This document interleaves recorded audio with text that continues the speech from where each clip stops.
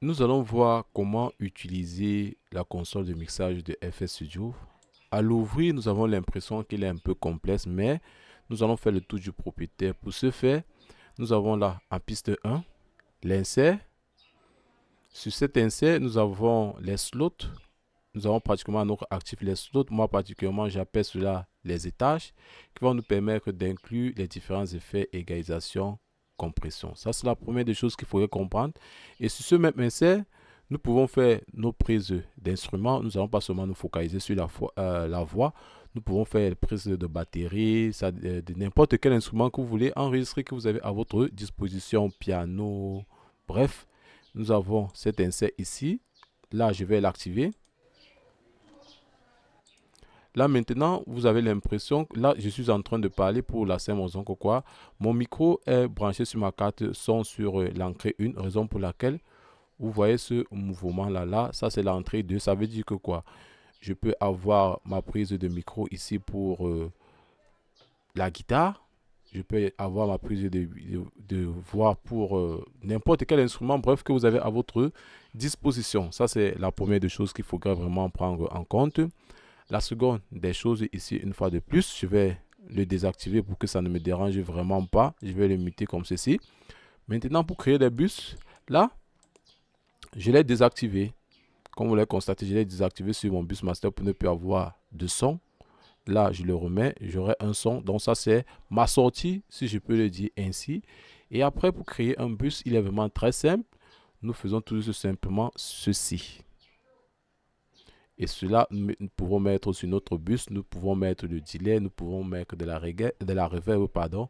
Nous pouvons utiliser la technique qu'on appelle la compression parallèle. Nous pouvons élargir notre voix avec cela. Nous pouvons également ajouter un effet de saturation à ce bus. Bref, ça dépend de votre timing, ça dépend de votre approche. Au fur et à mesure, vous allez voir comment vous en sortir. Et également, nous pouvons utiliser la technique qu'on appelle le sidechain, qui consiste ici à laisser la place à un autre instrument de frapper avant que l'autre réagisse. Étant donné que, je vais prendre un exemple simple, nous avons la basse et le kick. Ces deux instruments partagent la même fréquence. Le kick, lui, il joue sur une courte durée. La basse, en elle, elle joue sur une longue durée, raison pour laquelle nous allons utiliser le sidechain. Et pour ce faire, là, nous supposons que nous avons notre kick, comme ceci. Nous allons renommer.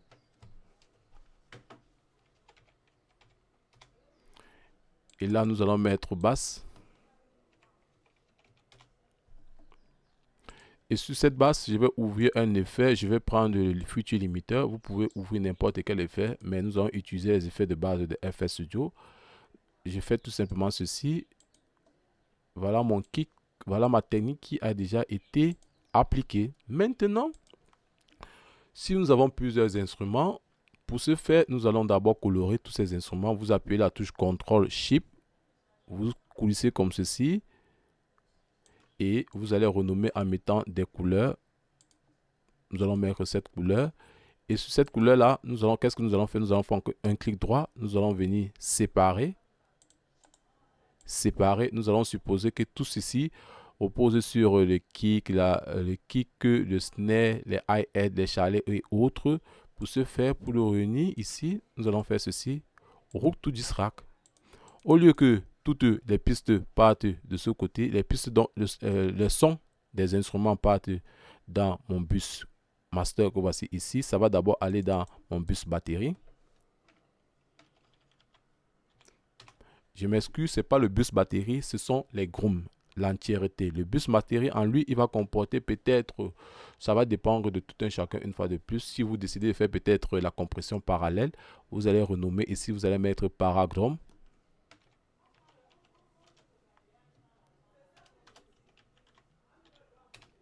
Comme ceci. Maintenant, vous allez mettre là maintenant bus.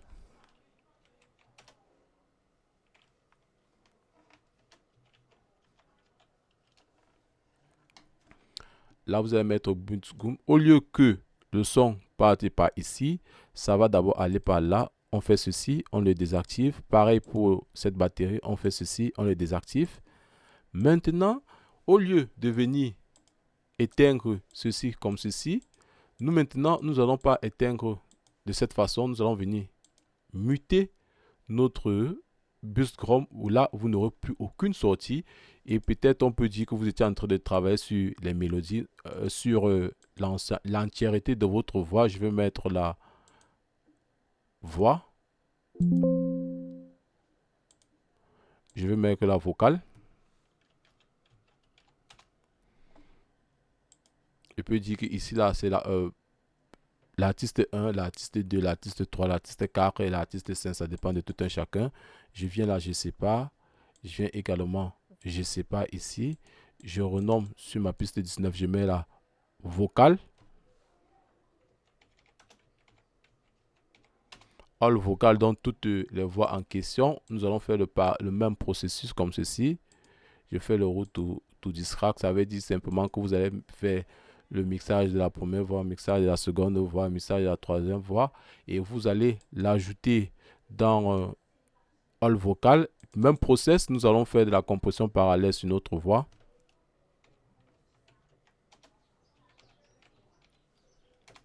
Comme ceci. Et là, nous renommons encore ici bus voix.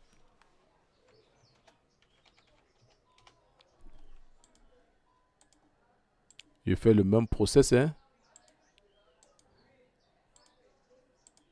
Et maintenant, une fois de plus, vous pouvez ajouter des couleurs pour bien différencier les choses. C'est bien de travailler avec des couleurs pour ne pas vous embrouiller, si je peux le dire ainsi. Nous allons mettre maintenant le bleu. Et ici, nous allons changer les couleurs. Je vais mettre ce vert clair.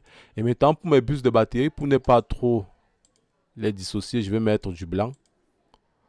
Comme ça, je saurai que là, c'est du blanc. Ici, là, j'ai affaire seulement à des bus.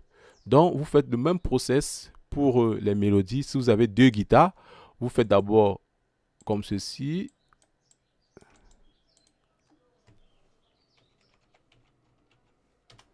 Si vous avez deux guitares, nous allons mettre la couleur. Désolé, j'ai pas mis de couleur. Je vais mettre peut-être le jaune. Vous le séparez. Peut-être que vous avez la guitare électrique, la guitare solo, ça dépend de tout un chacun. Vous mettez peut-être la guitare électrique à gauche, la guitare solo à droite ou la guitare acoustique. Bref, ça dépend de tout un chacun. Et après, vous le mettez là, all.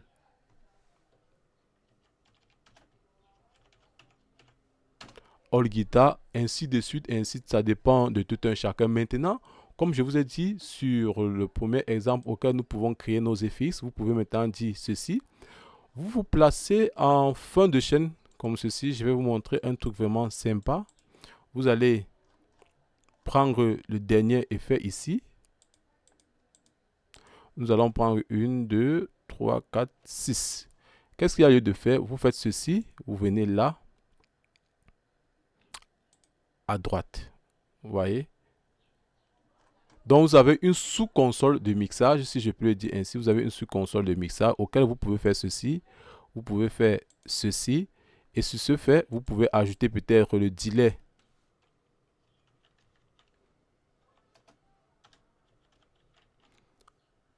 vocal.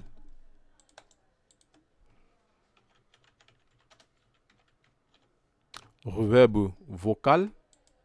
Ça, c'est en ce qui concerne le delay qui va se passer dans notre reverb. Et ici, vous vous placez comme ceci. Vous envoyez sur la reverb, sur le delay.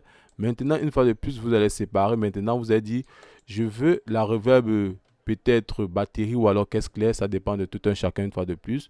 Nous allons peut-être mettre la reverb snare.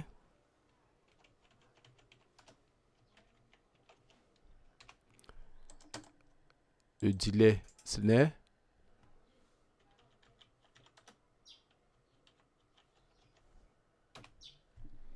Vous séparez encore. Maintenant, qu'est-ce qu'il y a lieu de faire? Ça dépend ça, du timing. Je le fais comme cela, je le fais comme ceci à la volée. Étant donné que vous avez déjà eu à faire le delay reverb, le delay vocal, la reverb snare, la reverb, le delay snare. Maintenant, vous allez faire votre bus. Vous allez mettre le bus. Nous allons mettre le bus d'abord de la voix. Et nous allons mettre le bus du snare. Vous voyez, vous faites le même procès, vous faites toujours ça, c'est pour le snare, route du scratch. Pareil pour le delay, route du scratch comme ceci. Voilà, voilà à peu près les manipulations qui vont être faites dans cette console de mixage. Maintenant, si vous voulez avoir des couleurs vraiment plus foncées, nous venons à View, nous venons là.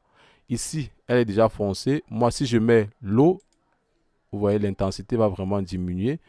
Raison pour laquelle je préfère rester sur Height comme ceci.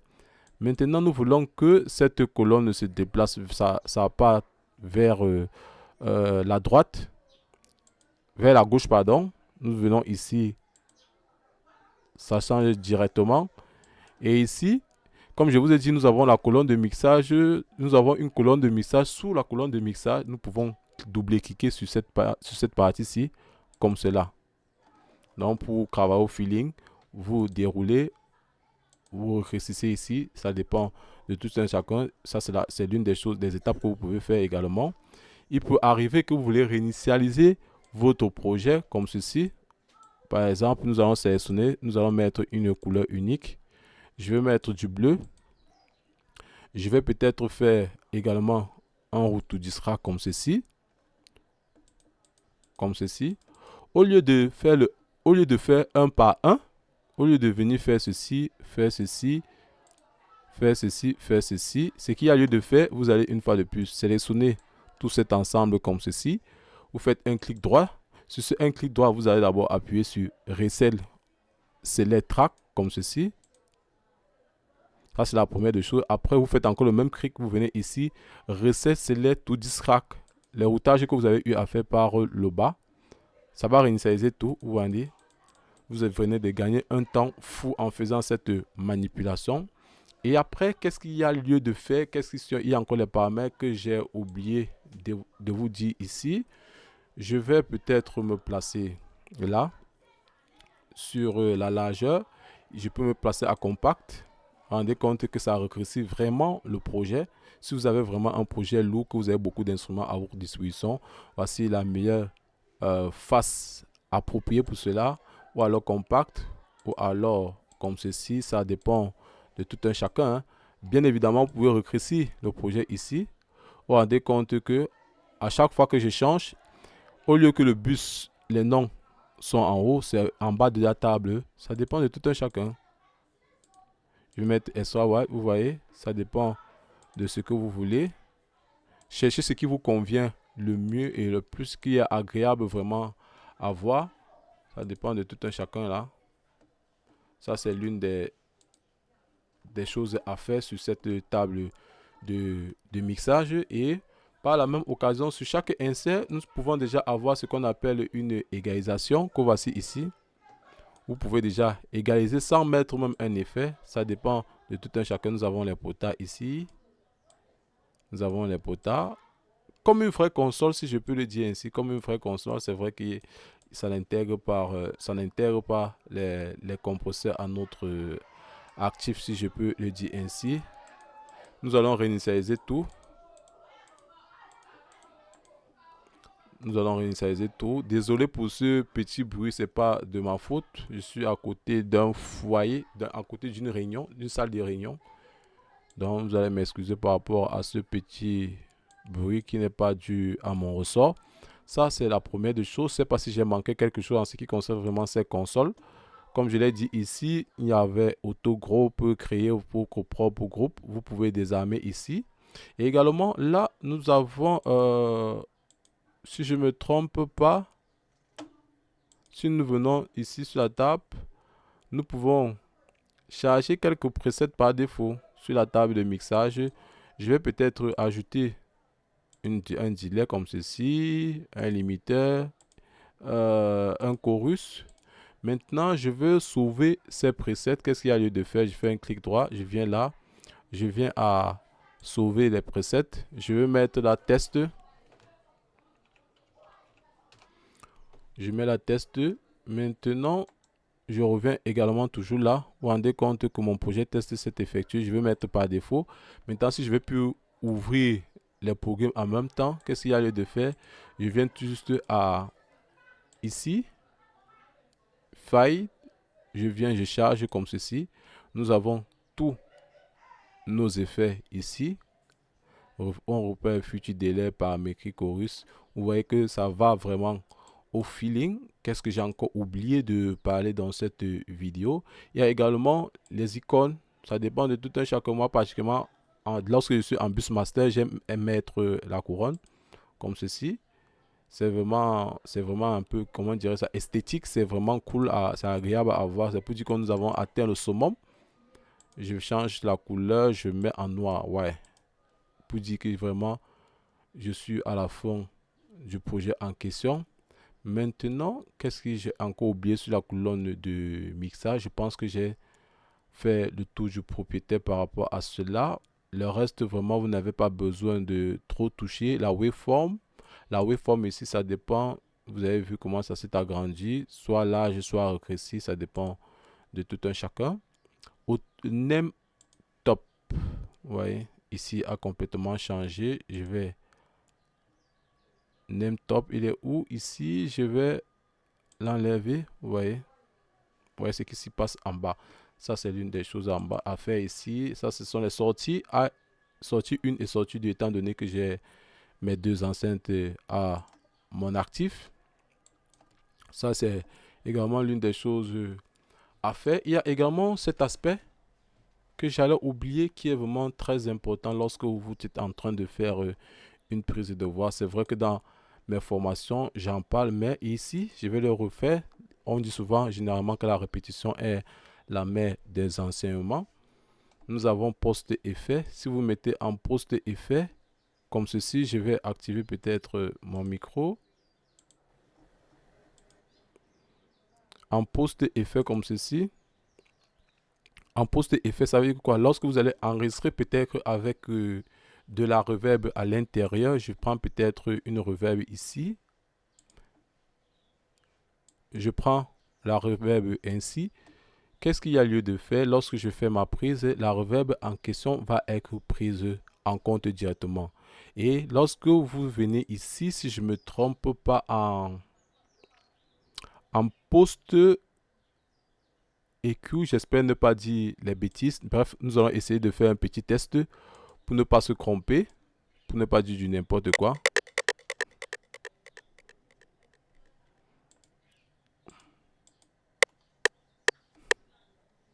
Salut les amis, j'espère que vous allez bien. Bienvenue une fois de plus sur une nouvelle vidéo. Ça, ce sont des petits tests. Maintenant, nous allons essayer un peu de le router dans une... ici, sur cette piste.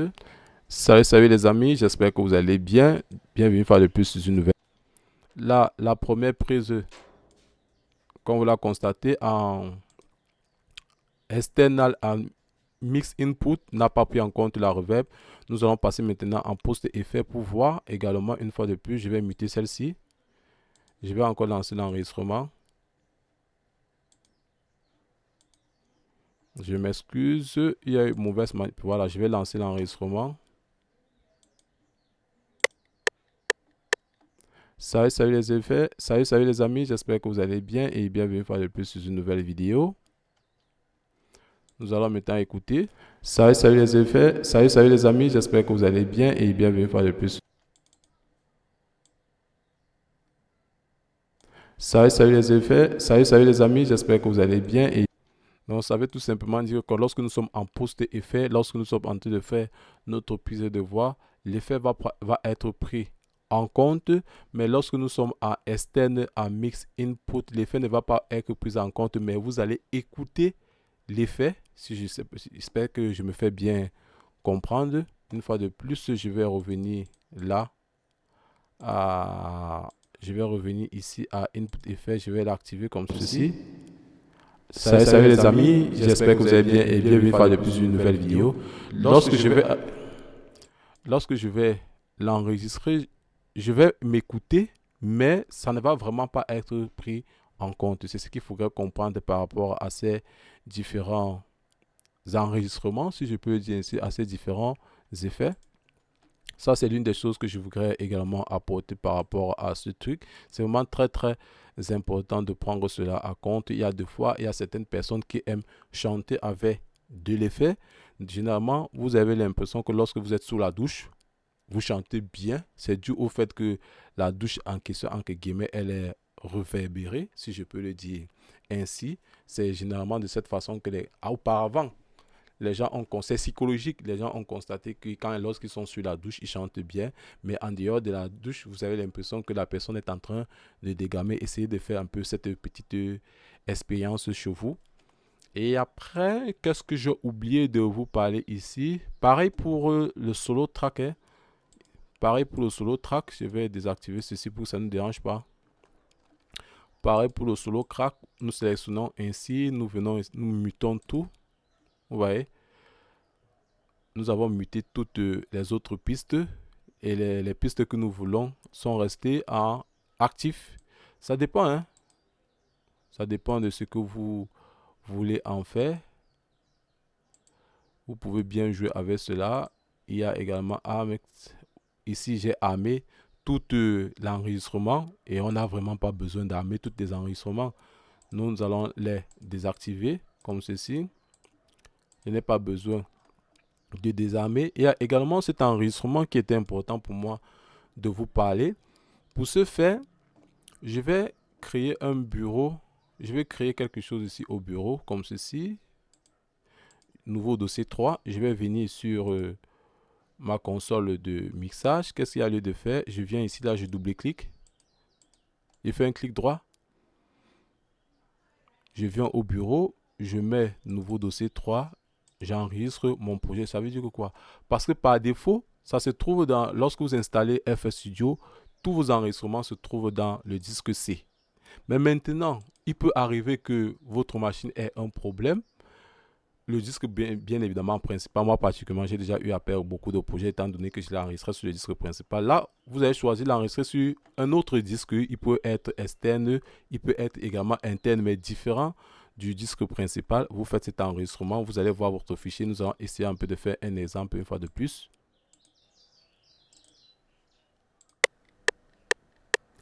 Salut, salut les amis, j'espère que vous allez bien et bienvenue une fois de plus sur une nouvelle vidéo. Maintenant, nous allons ouvrir notre dossier au bureau pour voir si c'est franchement